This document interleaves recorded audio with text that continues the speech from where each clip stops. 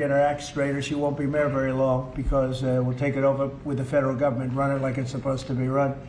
The numbers were horrible. It was a crime-infested rat hole, and they do have a lot of rats. We're getting rid of them too. And we've made a lot of progress, and it was extremely unsafe, and now it's extremely safe. We had virtually no crime. The number was down 87%, and I'm trying to figure out where was the 13%, because I don't think it existed. The National Guard has been unbelievable, and they're working with the police, and they have some very good people in there. They have some people that shouldn't be police, actually, but they have some great people there. And the Washington, D.C. is a whole different place, and Johnny, I'm sure you'll be happy to hear that too, actually. Oh, yes. But it's a whole different place. People are excited again. They're going out to restaurants again. That was the other thing I saw numbers. That restaurant business is down in the last week. No. Restaurant business, you can't get into a restaurant. Just really lying people. And that's why people don't understand how bad and how dishonest the press is. I saw one poll that had us at 19% favorable on what we're doing with Washington. Then I saw another one that has us 94% favorable. And I can tell you the 94% is correct. The others are fake, just fake news. They got to get their act together. So bad for our country, so sick, actually. So Washington, D.C. is really doing unbelievably well. And the Kennedy Center that we're fixing, I was just there all morning with contractors. We're making it unbelievable. It's going to be unbelievable. It's got great bones, but it needs a lot of work. The World Cup draw will set up the group stage of competition. 48 teams will play in 104 games across 16 North American cities, from Seattle to Vancouver to Atlanta to Miami. It's going to be so exciting for our country. The 2026 FIFA World Cup will be one of the largest and most complex events. This will be one of the greatest events, one of the largest. In a way, it's like Johnny said it better. It's like having many Super Bowls in a short period of time. Because each one of these games essentially is a Super Bowl. Some of them are bigger than Super Bowls, actually. But they're essentially, each one of these games is like a Super Bowl. The 2026 FIFA World Cup will be the largest, most complex set of events in sports history. And the Kennedy Center will give it a phenomenal kickoff, and we'll be involved, and they'll be working over there for quite a bit of time. We have it all set that they can stay there for the big events, the big press conferences and everything else. And they'll be in a very safe capital. That'll be nice. You don't have to worry about walking down the street, Johnny, okay? Thank you. But you could handle yourself. I could. Okay. Already FIFA is projecting 6 million loyal fans will attend the World Cup events next year, and 6 billion more are going to be watching back home, and they think the $6 billion number is going to be actually a low number. And this will drive more than $30 billion into the U.S. economy and create 185,000 American jobs in a short period of time, too. No sporting event attracts more attention, more fans, more viewers, or more revenue than the FIFA World Cup. And again, I'll just say it's the World Cup, and it's the biggest thing there is in sports, and we have it. And I got it in my first administration, and I was really somewhat devastated, as devastated as I can be. I don't have time to get too devastated. I was very happy that today, as you saw, the group that does this, a government group, radical left group, announced that Trump was right. Took in $4 trillion worth of tariffs. That the $4 trillion are going to reduce the deficit by numbers far greater than they ever expected or heard of. And by the way, the stock market went up 1,000 points. That was as of 10 minutes ago. I can't tell you what happened. A lot of things happened. But the stock market's up almost 1,000 points. And it's basically on the news that the release that just came out from government that the tariffs that everybody was talking about, that the whole world respects us for because of what we did. The tariffs are going to be at $4 trillion. They're going to reduce the deficit by $4 trillion, Mr. Vice President. Pretty good, sir. Too bad it's not 5, right? That's right. It's had a huge impact, and the stock market is way up. But this will drive more than $30 billion in U.S. economy and create 185,000 American jobs. No sporting event attracts more attention or more fans or anything else. And I just look forward to the draw. So we're going to have the draw, essentially, Johnny, at the Kennedy Center. Yep. And by that time, it'll be in even better shape. We're working on it. It's about a year project to make it. It'll be great. It'll be fantastic. You see the way this is looking? Look, nice. I can't tell you how much that gold costs. A lot of money. there's nothing like gold and there's nothing like solid gold, but this beautiful office needed it. It had to be representative. When we took it over, it was dirty, not clean. I immediately changed the chair and had this beautiful desk renovated, brought out by the White House. People that do this, they did a great job. We sent it out. We have a craftsman who's great.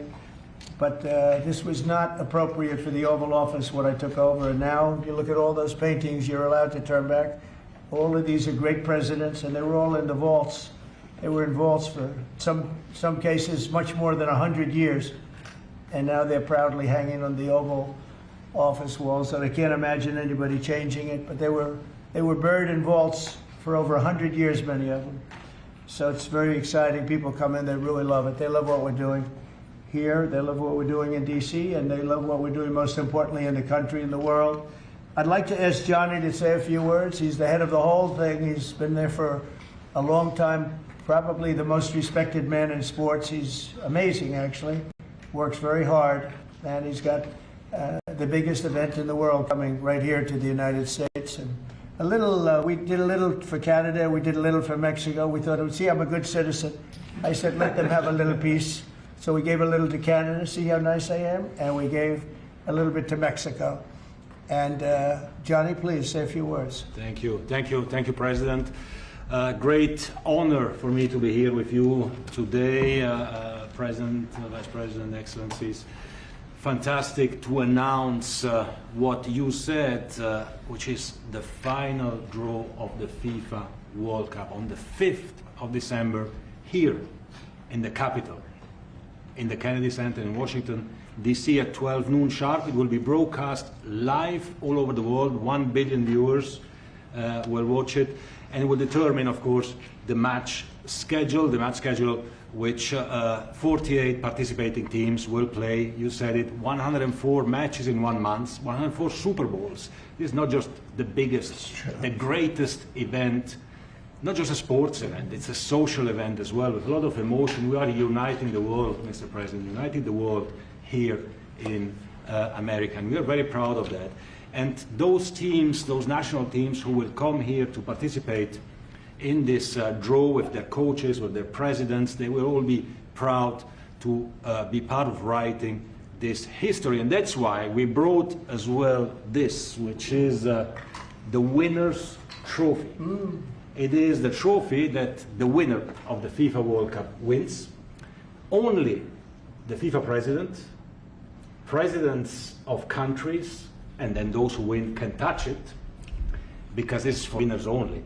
And since you are a winner, of course, you can as well touch it. It's pretty heavy. Yeah. It's the winner trophy. The last one who lifted that is Lionel Messi of Argentina. And here it is in the Oval Office in the White House. Can I keep it? For you. Well, you can keep it the World Cup. We're not giving it back. That's serious. It fits well. It goes very well on the wall right over there. Yeah. We'll put it right below the angels. It fits well here, I think. That's beautiful, yeah. You can keep it until we have to give it to the next winner. That's fine. That's a beautiful piece of gold, I will say. That's beautiful. Yeah. So 6 billion viewers for the World Cup, 6 million coming to the matches, 30 billion economic impact, 185,000 jobs. This will be absolutely fantastic. The biggest event ever, and everything will start here in Washington, D.C. at the Kennedy Center, or the Trump Kennedy Center. We'll see that, how it will be called, on the 5th of September at noon sharp. 5th of December, noon sharp. Then, if I may... Will they be doing most of the draws, all of the draws at the Kennedy? Well, how are you going to do that? Yes, we'll do that at the Kennedy Center. We'll do all the other meetings around it with the coaches, with the broadcasters, with the sponsors, everything at the Kennedy Center. The whole World Cup starts, and everyone will be happy because everyone has qualified for the World Cup, and they didn't yet play a game, so they didn't lose yet the game. So they all think they can become world champion, right? They'll all be happy. Exactly. Now, by the way, an example, supposing we had a week ago when everybody was being killed and mugged and everything else, despite the phony numbers that were given out, that it was getting better. Brian, do you believe it was getting better or getting worse? Oh, the crime was getting worse. I mean, I was robbed. It was getting way worse. Yeah. How did the other guy come out? Well, he came out with my briefcase, Yeah, unfortunately. with you. Robert 1, Brian 0. No, but can you imagine you do this and then you start hearing that they had a 20-year reduction of crime. It's worse. It was worse during the Biden administration than anybody's ever imagined possible. And I guarantee you he wouldn't be here if those numbers continued. But now we have total safety. We have total security. And for the border, in 3 months, 0 people. These are done by liberal people that do these charts. 0 people came through our border in the last 90 days. Can you believe it? 0. Last year we had millions of people coming in. And they came in from the wrong locations. They came in from, they came in, a lot of people that shouldn't be here. So now when we have this event in December, it's going to be very safe. Johnny, you can walk down the street with your beautiful wife. Yeah. You can take her to dinner if you can get a reservation, which I doubt. They are all full, the restaurants. I know. They're all full. I heard that too. The restaurants aren't. The restaurants, since we are doing this, are doing great. And many new restaurants are going to open because, as you know, many closed. Many restaurants closed because the crime was so bad. This will be one of the safest places anywhere on earth. So, you know, I really am honored that the National Guard has done such an incredible job working with the police. And we haven't had to bring in the regular military, which we're willing to do. We have to. And after we do this, we'll go to another location and we'll make it safe also. We're going to make our country very safe. We're going to make our cities very, very safe. Chicago's a mess. You have an incompetent mayor, grossly incompetent. And we'll straighten that one out probably next. That'll be our next one after this. And it won't even be tough. And the people in Chicago, Mr. Vice President, are screaming for us to come. They're wearing red hats, just like this one. But they're wearing red hats. African-American ladies, beautiful ladies, are saying, please, President Trump, come to Chicago. Please. I did great with the black vote, as you know, and they want something to happen. So I think Chicago will be our next, and then we'll help with New York, and we're going to help with. And I think really, I think a lot of these people that you see on television, they are, including the people in this audience, they'll say bad things about me, and then they'll say, thank God he's here, because half of them got mugged, and they don't want to get mugged again. But they're, you know, they work for stupid people that are radical left, and they're made to do things and say things that they don't want to be saying. But the people right here are all happy because you're not going to be mugged in Washington, D.C. anymore. I just want to say Johnny's been my friend for a long time. He's an incredible guy, and we will lay out the red carpet. Andrew, you're going to be fantastic. Rick is going to be everything Rick ever touched has always worked out, and he's working with me on the Kennedy Center.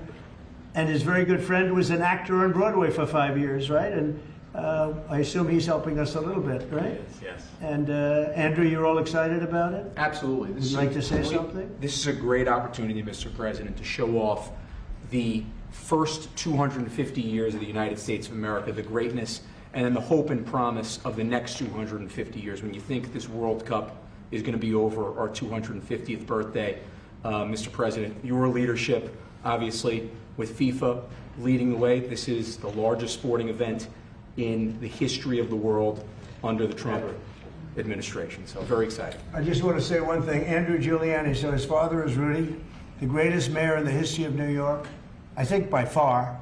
He took a ravaged city, a city that was really under siege. Probably most people thought it was going to survive. He turned it around. He was a great, great mayor. And then they treated him very, very unfairly. You go back and tell your father all of the things that have come out over the last couple of months through Tulsi and through all of the people, Cash, everybody. They've proven your father 100% correct. His father was treated so unfairly. Your father has been 100% correct. And tell him we all love him, okay? Thank you, Mr. He's been President. amazing. What he had to go through was very, very unfair, nasty. These are bad people. Mr. Vice President, would you like to say something? Well, sure, Mr. President, thank you, and thanks to Johnny for being here. We're very thrilled about the World Cup. Just to echo something the President said about crime in Washington, D.C., this is the national capital of the greatest nation in the world, and we had murder rates just a few weeks ago that rivaled some of the worst third world cities anywhere, even in very, very poor regions of the world. Why did we accept that? Why did we allow it to happen? We allowed it to happen because we had broken leadership in Washington, D.C., and unfortunately sitting behind the resolute desk. What we have shown in just under 2 weeks of taking law enforcement seriously is that the American people can have their streets back if their leadership is willing to put in the time and the resources. Mr. President, you've shown in Washington, D.C. that we can have safe streets again. We've just got to have the political willpower to focus on the bad guys and to give the American people back their communities. We are focused on doing that thanks to the President's leadership. Thank you. And that's a really very small percentage. It's 2%, 3%, but that 2% and 3% wreaks just havoc throughout a community. People are petrified, and I notice a couple of the women in the back are shaking their head, yes, yes, yes. I won't report who you are because you'll end up losing your jobs, but it's true. It's amazing. And the police, and you look at the D.C. National Guard, I saw pictures of them last night getting off vans and all, and I saw some bad ones running, but they're not running so much anymore. They're not there. They're just not even, they're not even trying. You're totally safe. Now, there'll be something happening sometime. I don't know. Maybe it won't be for a long time, but this was every night would get reports of people being mugged and killed. There's one woman on television last night. She had a badly busted up nose, and she said, well, I like our streets the way they used to be. And she thinks it's going to happen like by doing nothing. And they say, what happened to your nose? She got slugged by a guy walking down the street, slugged. Her nose will never be the same, I guarantee you, unless it takes a pretty good turn. She wasn't really for us. But she sort of said, well, maybe something has to happen. Before this happened to me, she got whacked. And I don't think she'll ever be the same. She almost became, she was a half a Trump fan, a woman that would have never been a Trump fan, but she was hit hard. It's not going to happen anymore. Not going to happen anymore. But then we're going to beautify the city too. That's where I was today at Kennedy Center. And we're going to beautify the city like it has it. And we're working with Clark Construction, the biggest construction company in Chicago, and New York, and Washington. And the head of Clark is great. He's all over the world, actually. But Washington, I would say, is their home. That's where they do the best work, the biggest work.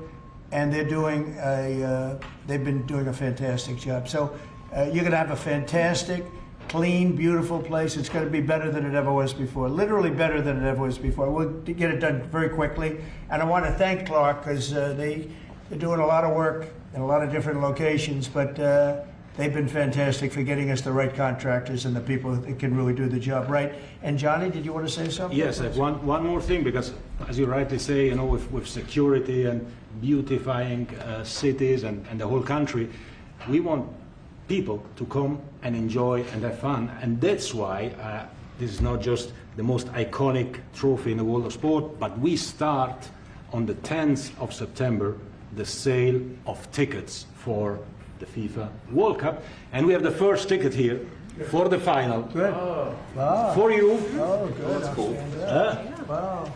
It's of course row 1, seat 1. It's ticket number 4547,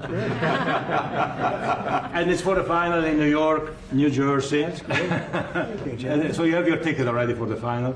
All the others, 10th of September, start getting your tickets. That's beautiful. Yeah. 6.5, 7 million tickets. Fans will enjoy do the records. security here. Will be fantastic. You're going to do record business, I think. 100%. Christy, would you like to say something? Yeah, Mr. President, millions of people will come to this country, and we'll make sure they get their travel documents, their visas, that they want to come here and spend their money and enjoy this sporting event. It'll be the largest event in the world. And sir, you're reminding me of something that my dad used to say all the time when I was growing up. He would say, Christy, you kids need to look like you respect yourself before anybody's going to respect you. And in this country, when people look at our streets, when they look at our capital, you're bringing respect back to this city. And people will respect our country more because it's safe, it's clean, it's beautiful. And what you're doing is transforming this nation by making sure that our laws are upheld. And millions of people are going to come and be able to enjoy it next year, and I'm excited about that. Thank you for doing that. Well, our country is respected again. And a year ago, we had a dead country. I'm telling you, it was a dead country. It was a country that had lost its way. It was a country that was going to fail. Look, even today, where they say $4 trillion in reductions of deficits, and this was totally unexpected. They didn't expect it. I mean, I don't know where they've been, the people that do this stuff, but it's terrible. I want to thank Christy for another reason. I said to her 2 weeks ago, I said, Christy, do me a favor. I built hundreds of miles of wall. I built the same wall that the Border Patrol asked me to build. It wasn't my first choice. I wanted to do concrete plank and everything nice, but you wouldn't have been able to see through it. So I had Border Patrol in, and they tested everything else. And we gave them steel wall, high-grade steel, very hard to cut. Then we gave inside that is 9,000-pound concrete, which is a very tough concrete. Inside that is rebar, a big, fat piece of rebar. So you have all different materials that are very hard to cut, and you need different instruments to cut each one. And I said, Christy, we got to get a coat of paint on it. And I didn't know she was listening, but I said, we got to get a coat of paint, and it should be black, because black makes the steel very hot. It's untouchable. You could fry an egg on it. And if you got a good black, flat paint, it would look beautiful. It will preserve it from rust. And that was it. And I gave it to her along with 30 other things, and she's done such a good job on the border with Tom Holman and the group. Tom Holman's a fantastic guy, what the job he does and the way they work together. So I turned on last night and I see Christie's painting the wall. And it looked beautiful, by the way, when that paint went over there. And it's hot. It's hot. Yes, it is. It's hot. If it's white, it's not hot. If it's black, it's going to be very hard to climb that sucker. It's not going to be easy. But it's black and a high quality black. You know, it really looked good. Yeah, we got Is the that going paint to be you a told us two-coat to. job or a one coat? No, just one coat. One coat. We Good. used the paint you told me to buy. Yep. The Yep. two-coat will take place in 3 years from now. Right? We'll do the second coat. But it looks beautiful. But thank you very much. I didn't know you were listening to that, Absolutely. because we I'm talked always- about 7 different subjects, and all of a sudden I see her out there painting with a lot of painters and everything else. But it was a beautiful thing to say. Yep. Would you like to say something? You've been such a big part of this. Please. Well, just, Mr. President, we're delighted to be here today for this announcement, but we're also looking forward to having you at the final.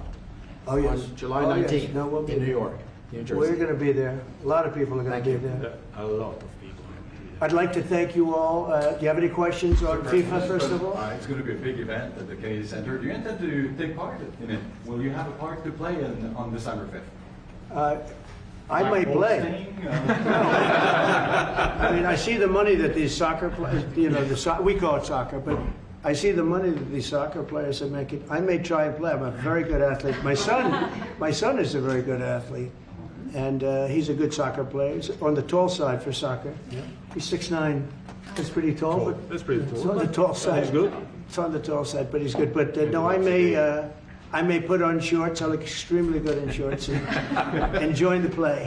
You know, no, it's going to be a lot of fun. It's going to be good. Many foreigners who want to come to attend the event are concerned about the visa situation. Can you reassure them? Yeah, they're going to have a very easy time getting in. Certain countries are going to be very, very easy, and other countries are going to be obviously a little bit more difficult. Would you like to explain that, Kristen? Yeah, absolutely. We have a process set up that we'll be implementing on getting visas approved. Everybody will be thoroughly vetted, but they'll be welcome to this country. It'll happen quickly, and we're excited for them to come. So I would hope that around the world, people know that the United States is excited to bring their family here to enjoy this event. America welcomes the world. Yes. And I can really, from the collaboration that we have, testify for that. Absolutely. Thank you. And I was just sent a picture from somebody that wants to be there very badly. He's been very respectful of me and of our country, but not so respectful of others. But I'm going to sign this for him, but I was sent one, and I thought you'd all like to see it. That's a man named Vladimir Putin, who I believe will be coming, depending on what happens. He may be coming, and he may not, depending on what happens. We have a lot of things happening over the next couple of weeks. But I thought it was a nice picture of him. Okay of me, but nice of him. So that was very nice that it was sent to me. Okay? Mr. President. On Yes. that subject, have you talked to Vladimir Putin about the fact that yesterday a big U.S. factory was hit in a Russian airstrike in Ukraine? What's your reaction to I that? told him I'm not happy about it. And I'm not happy about anything having to do with that war. I settled 7 wars, and actually, if you think about pre-wars, add 3 more, so it would be 10. I thought this would be in the middle of the pack in terms of difficulty. No, I'm not happy about anything about that war. Nothing. Not happy at all. We'll see what happens. I think over the next 2 weeks, we're going to find out which way it's going to go.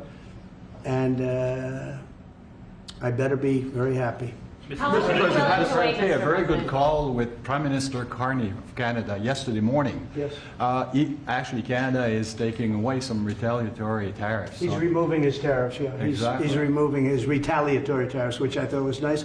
And we're going to have another call soon. Yeah, we had a very good call. You're getting closer towards an Well, I agreement like on him. trade? I like him. You know, look, I'm fighting for the United States. Canada and Mexico have taken a lot of our business over the years, over 25, 30 years, especially during the Biden years. They took a lot of our business, and it's basically all coming back into the United States now. Well, hot as a pistol, and it's coming back in. Because of tariffs and the incentives we give, it's coming back. And it's impossible, I think, for another country to stop it. And we are working on something. We want to be very good to Canada.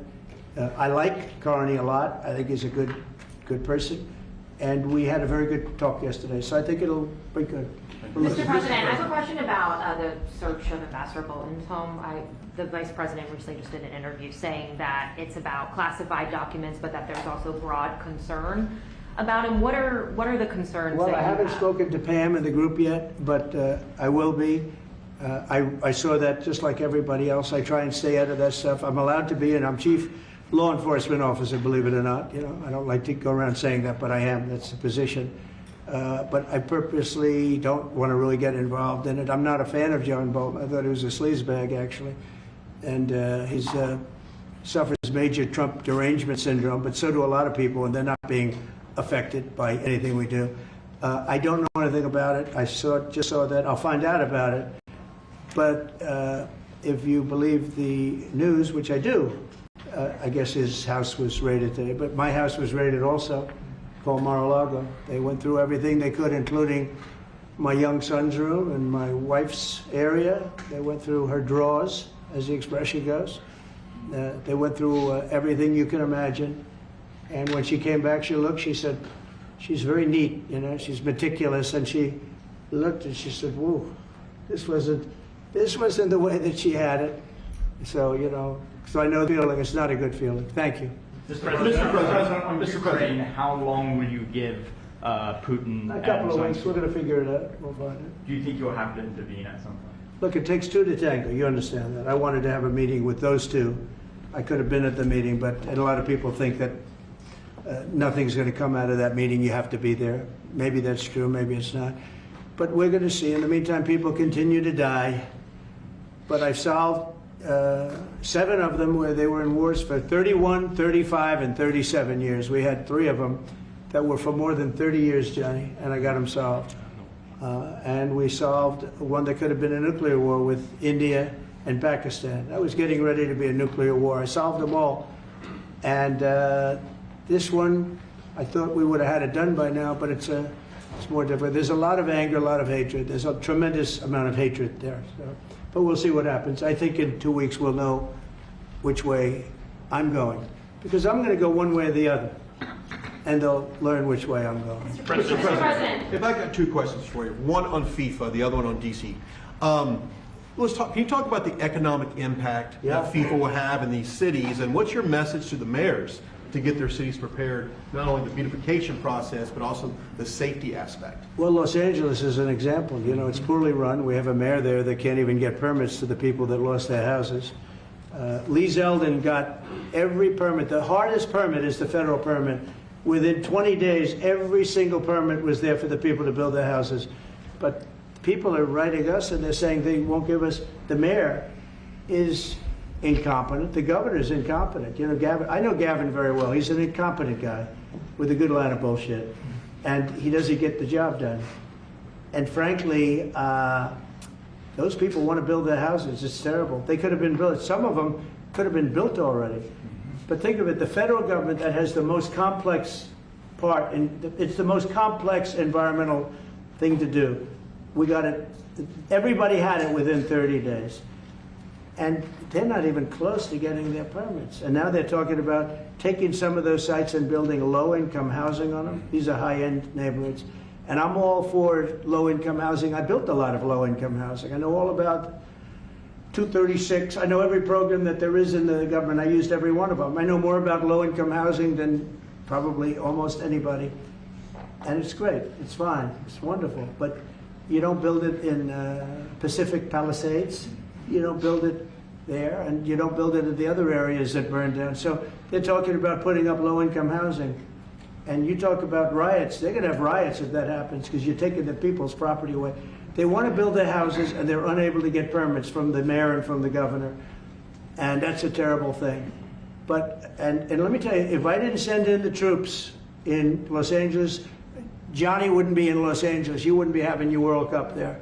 I sent in the troops, and we kept it. And even the police commissioner, the sheriff and the police commissioner, they all said the same thing. They said, we could have never handled what was happening. You saw that, you were there.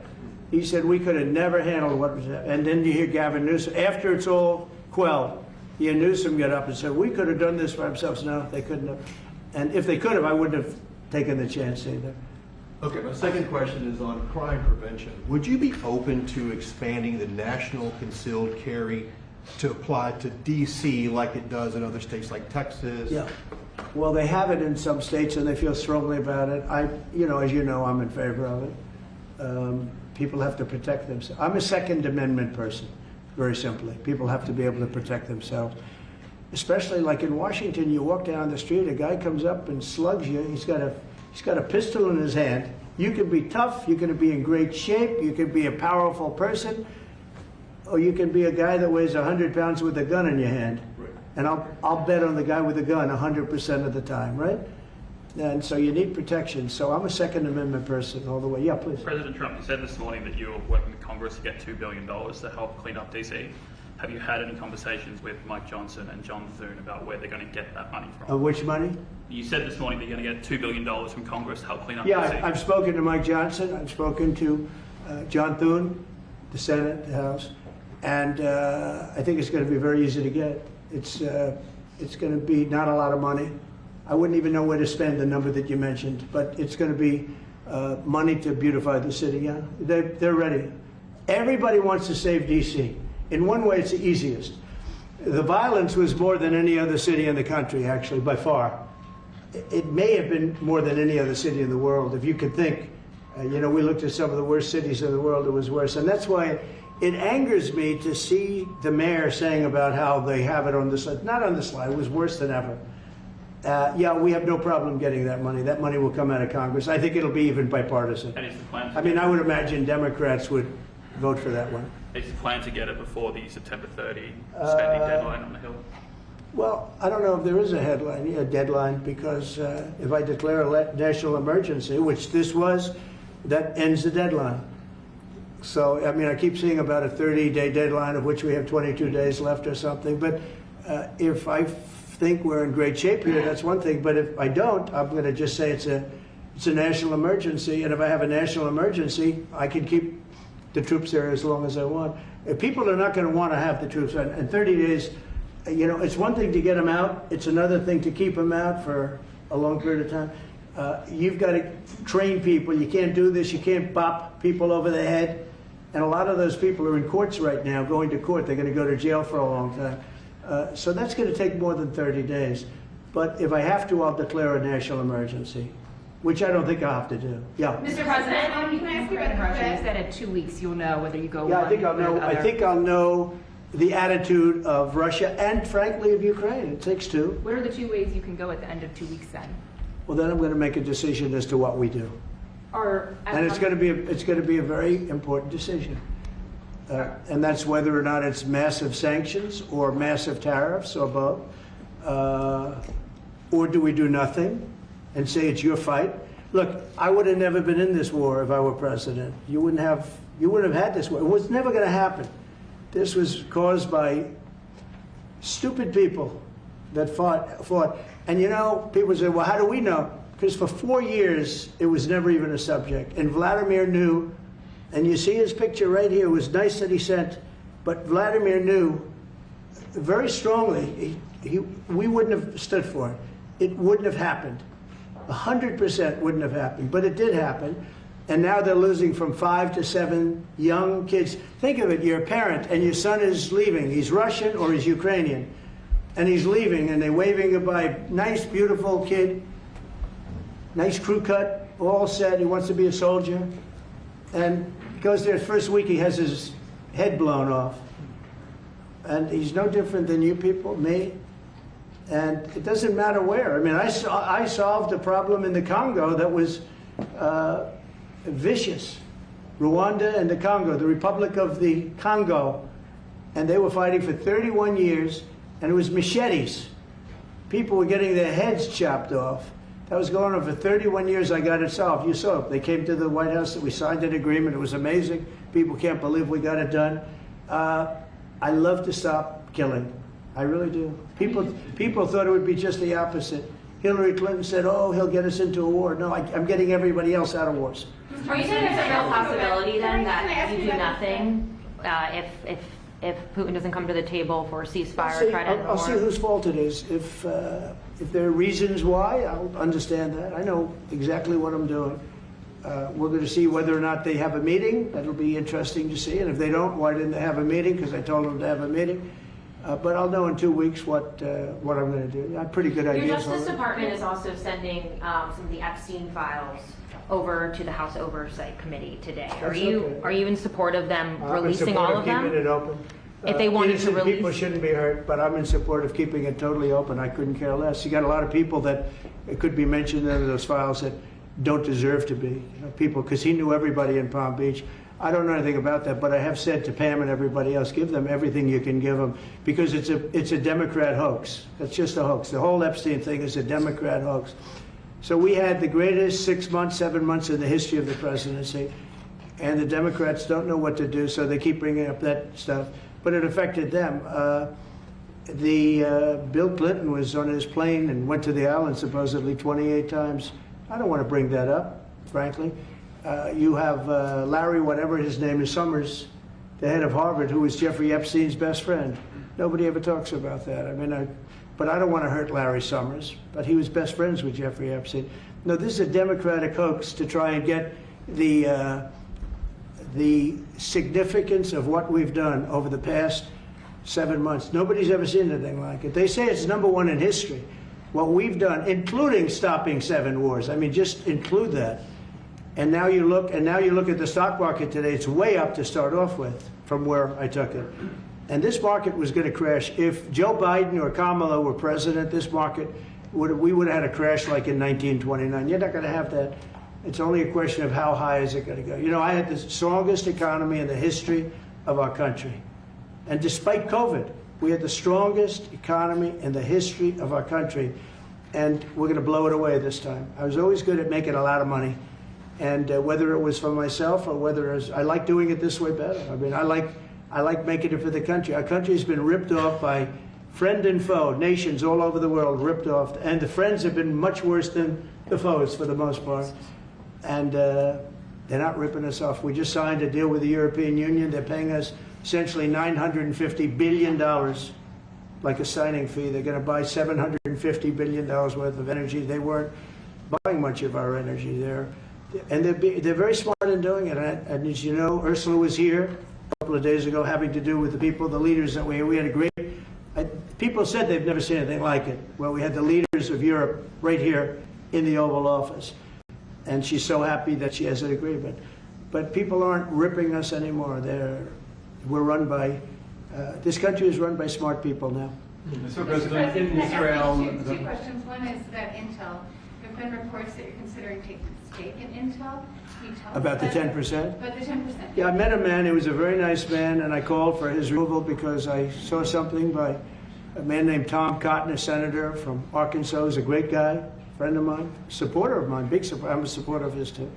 And he wrote a pretty nasty story about the head of Intel. And I said, well, if that's right, he should resign. And he came in, he saw me, we talked for a while. I liked him a lot. I thought he was very good. I thought he was somewhat a victim, but you know, nobody's a total victim, I guess. And I said, you know what? I think the United States should be given 10% of Intel. And he said, I would consider that. I said, well, I'd like you to do that because Intel has been left behind, as you know, compared to Jensen and some of our friends, NVIDIA, some of the people, and the people in because Intel should have never been. Intel was the biggest, most powerful chip company in the world. And then they started leaving. And they started going to foreign countries, in particular Taiwan. And if we had a president that would have said, okay, you can go to Taiwan, but we're going to put a 100% tariff or a 200 or 300 or a 500% tariff, anybody that sells into the United States has to pay. They wouldn't have left. They would have never left, and we wouldn't have. So in the meantime, we had people that were, in some cases, good politicians that weren't good on trade. I loved that man, but he was not good on trade. I totally disagreed. He allowed the car industry to be taken out of this country. We lost 50% of our car industry. But that's all coming back. It's all coming back. But if somebody would have said that with Intel, would be a giant right now. Now, with that, they've had some bad management over the years, and they got lost. And I said, I think you should pay us 10% of your company. And they said, yes. That's about $10 billion. I don't get it. This comes to the United States of America. And I said, I think it would be good having the United States as your partner. He agreed. And they've agreed to do it. And I think it's a great deal for them. And I think it's a great deal. He walked in wanting to keep his job, and he ended up giving us $10 billion for the United States. So we picked up $10 billion. And we do a lot of deals like that. I'll do more of them. If somebody has, like we have restrictive covenants with Jensen. We have, it's NVIDIA. And to unrestrict the covenant, nothing to do with losing our powers or military or anything, because that I wouldn't do. But there are things you can do that don't affect us, that actually help us. And if we're going to give somebody a free out, a restricted covenant, we have a strong restrictive covenant on certain industries. And I will absolutely give somebody a opening on a restrict to do a lot of business, which is good for us, as long as it doesn't hurt us in a security or military way. And if I do that, I think the country should be paid, because anybody else, I have it in real estate where I'll have a deal with somebody and I'll have them restrictive covenant. Then they'll come back and they'll say, I'd love to be able to build over here, but I'm not allowed to because you have me covered, you have me restricted. I say, I'll let you build over there, but pay me a lot of money. No different. But the country never did it because the country was run by foolish people. On DC's drive, you said Chicago might be next. Are you making, have there been concrete steps that the administration is taking to do that? Or what are other cities as well? I haven't spoken to them. He's grossly incompetent. I haven't spoken to the mayor. No. When we're ready, we'll go in and we'll straighten out Chicago, just like we did DC. Chicago is very dangerous, great place. I built great stuff there. I have the most beautiful building in Chicago, I think. But I hate to see what's happened to Chicago. Chicago was our greatest city, actually. Bob Tisch, a great friend of mine, passed away. He used to own the Giants and very successful Lowe's. He said Chicago, I think they had their main office in Chicago. He said Chicago and San Francisco are the two greatest cities in the world. Now you look at what the Democrats have done to San Francisco. They've destroyed it. I own a big chunk of the Bank of America building in San Francisco. And, you know, it's just different. We can clean that up too. We'll clean that one up too. Now, if everything works out, and we've already had calls from other cities, quiet calls from Democrats, we'd love you to come here, because they've lost control of their cities. I'm not going to say because I don't want them to lose their elections. But we've had calls from Democrats and calls from people generally, we'd love you to come here, because we'll straighten out the problem. Mr. President, in Israel, the families of hostages in Israel, families of hostages are opposed to the reoccupying of Gaza. Why is the U.S. still Well, not supporting all of them. And you have to understand, I'm the one that got all of the hostages out. You got a lot of people out. If it wasn't for me, they wouldn't be out. I worked with Bibi and I worked with Steve Witkoff. But if it wasn't for me, you would have all these hostages would most likely be dead right now, every one of them. So they all come up here. They come in groups of 10, 12, 13, and many of them, and I've gotten to know a lot of them. They're great people. What they had to go through is incredible. But so now they have 20, but the 20 is actually probably not 20 because a couple maybe aren't around any longer. It's a terrible thing. No, I don't like anymore. I said, you know, when you get down to 20, they're not going to make deals anymore. And they didn't. And then I put out a statement, as you know, that was a tough statement, go in and get them. And they said, we'll give you 10, we'll give you 10. I don't know what Israel's doing, but they were willing now immediately to give us another 10. the situation has to end. It's extortion and it has to end. And we'll see what happens. I actually think they're safer in many ways if you went in and you really went in fast and you did it. And people can't forget October 7th, remember that. I'm friendly with all groups. I won the Arab vote in Michigan. I did so great with the Arab vote, remember? I started off at 0, I ended up winning. I wouldn't say the candidate was the greatest, but I would have won against anybody. They're great people. But we have to do things properly. And I'm very proud to say I got the hostages out. You have hundreds of people that are living now because of me. And now we have that final little group of people. And Hamas knows that if they give them, that's probably the end of their lives. So it's not easy to get. And I know if you're a parent, you just don't care. I want my baby back. They want their babies back. They want their kids back. And I understand it. But I got them out and did a good job. And we're doing everything we can to get the hostages out. Thank you all very much. Yes? So Jackson Hole, Jay Powell today said, he suggested that they might cut interest rates, but they never proceeded. Well, we call them too late for a reason.